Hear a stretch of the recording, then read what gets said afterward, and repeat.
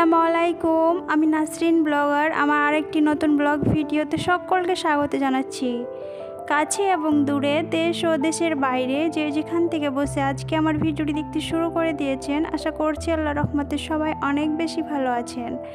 আলহামদুলিল্লাহ, আমরাও অনেক ভালো আছি। আজকের ব্লগটা আমি এখান থেকে স্টার্ট করে দিয়েছি। আশা করছি আপনাদেরকে ভালো লাগবে। ভালো লাগলে অবশ্যই একটা লাইক দিয়ে দিবেন, আর যদি খুব বেশি ভালো লেগে যায় তাহলে ফ্রেন্ড অ্যান্ড ফ্যামিলির সাথেও শেয়ার করে দিবেন, আর সাবস্ক্রাইব করে আমার পাশেই থাকবেন। দুপুরে রান্না থেকে স্টার্ট করলাম আজকের ব্লগটা। তো এই যে আমি মাছগুলোকে ভালো করে পরিষ্কার করে নিয়েছি। এগুলো হচ্ছে রূপচাঁদা মাছ। রূপচাঁদা মাছ তো আমার অনেক পছন্দের মাছ। তো মাছগুলোকে আমি ভালো করে পরিষ্কার করে লবণ আর হলুদ দিয়ে মাখিয়ে নিয়েছি। মাখিয়ে এই যে আমি ফ্রাই করে নিচ্ছি।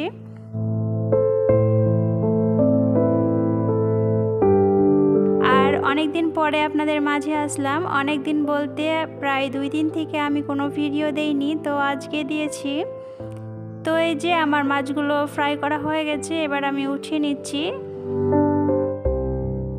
তো একদিকে আমি মাছ ফ্রাই করছি, আর এই যে এই কড়াইটাতে আমি হচ্ছে ফুলকপি আর আলু আমি রান্না করেছিলাম আগেই। তো ভাবলাম যে যখন মাছ নিয়ে এসছে তো মাছ দিয়ে আমি ফুলকপিটাকে বাগার দিয়ে নিই। তো এই যে আমি মাছ দিয়ে এই ফুলকপিটাকে বাগার দিয়ে নিব। তার জন্য আমি পেঁয়াজ বাটা দিয়ে দিয়েছি, আর দিয়েছি অল্প অল্প করে লবণ, হলুদ আর মরিচের গুঁড়ো, অল্প জিরে গুঁড়ো দিয়েছি। দিয়ে এই যে একটা টমেটো দিয়ে দিলাম। তো ভালো করে মশলাগুলোকে কষিয়ে তারপরে একটা মাছ দিয়ে দিয়েছি, মাছের পিস। তারপরে এই যে ফুলকপিগুলোকে আমি দিয়ে দিচ্ছি। তো তারপরে কিছুক্ষণের জন্য আমি এটাকে রেখে দেব, কিছুক্ষণ জাল হয়ে যাবে, তারপরে আমি অফ করে দেব গ্যাসটাকে। তো জানি না এখন পর্যন্ত আমার ভিডিওটির সাথে আছেন কি নেই, যদি থেকে থাকেন প্লিজ একটা লাইক দিয়ে দিবেন। আর যদি নতুন কোনো আপু ভাই আন্টিরা দেখে থাকেন, ভিডিওর কোথাও কোনো অংশ ভালো লাগলে অবশ্যই একটা লাইক দিয়ে আমার এই ছোট্ট চ্যানেলটিকে সাবস্ক্রাইব করে আমার পাশেই থাকবেন। আর যারা এই ভিডিওটি দেখতে দেখতে এই কাজটি করে দিয়েছেন তাদেরকে জানাই অসংখ্য ধন্যবাদ।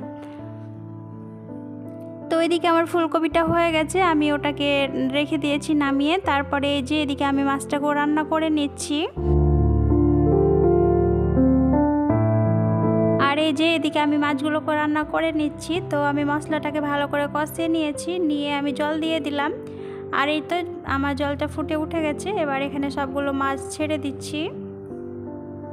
আর আজকে কোনো ডিটেলসে শেয়ার করছি না, কারণ আমি যেভাবে রূপচাঁদা মাছকে রান্না করি ওইভাবে রান্না করেছি আজকে। তো আর কোনো কিছুই শেয়ার করলাম না। তো সবগুলোই মাছ দিয়ে দিয়েছি। আর এই যে মাছটাও আমার হয়ে গেছে, দেখতে পাচ্ছেন মাছের কালারটা কিন্তু খুব সুন্দর হয়েছে, খেতেও কিন্তু ভালোই হয়েছিল। আর এটা হচ্ছে আরেক দিনের ভিডিও। এটা হচ্ছে বিকাল টাইমে হচ্ছে আমরা যেদিন সমুদ্র যাই তার পরের দিনের ভিডিও। আমি সমুদ্র গিয়েছিলাম, ভিজেছিলাম। তো বোরখাটা আমার খারাপ হয়ে গেছিলো, তো বাড়ি এসে আমি ধুয়ে দিয়েছিলাম। তো ধুয়ে শুকিয়েছি, শুকিয়ে যে ভাঁজ করে রেখে দিচ্ছি। আর আমি যেহেতু 2 দিন থেকে ভিডিও দিইনি, তার জন্য ভিডিওগুলো ছিল, তাই ওই ভিডিওর সাথে এই ভিডিওটাকে আমি জয়েন করে দিয়েছি।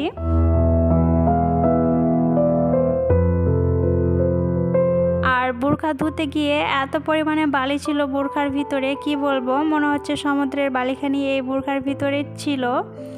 তো বোরখাকে ধুয়েছি, সাথে আমার জুতোগুলোকেও ধুয়ে নিয়েছি। মেয়ের জুতো ধুয়েছি, মেয়ের পাপার, তো সবারই জুতো ধুয়ে নিয়েছি। সাথে ড্রেসগুলোকেও ভালো করে পরিষ্কার করে নিয়েছি। তারপরে এই যে রেখে দিচ্ছি। মেয়ের পাপার আর মেয়ের তো ভাঁজ করে রেখে দিয়েছি আগে, আর আমারটা শুধু ভাঁজ করে নিচ্ছি এখন।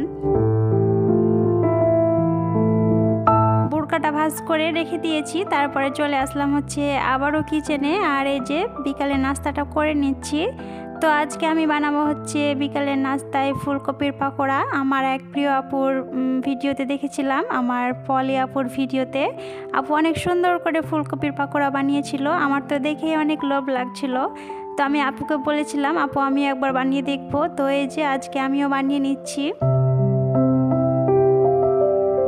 আমার তো আবার এই টাইপের খাবারগুলো অনেক পছন্দের, অনেক ভালো লাগে। তো ফুলকপিগুলোকে আমি হালকা একটু লবণ দিয়ে জলে সেদ্ধ করে নিয়েছি।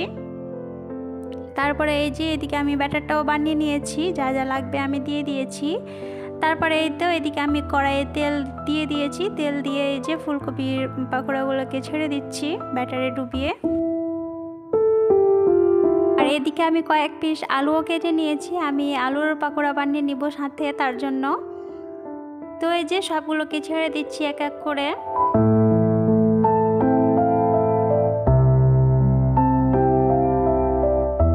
তো এখানে আমি গ্যাসের হিটটাকে একবারে লো ফ্লেমে রেখেছি আর এই যে ফ্রাই করে নিচ্ছি।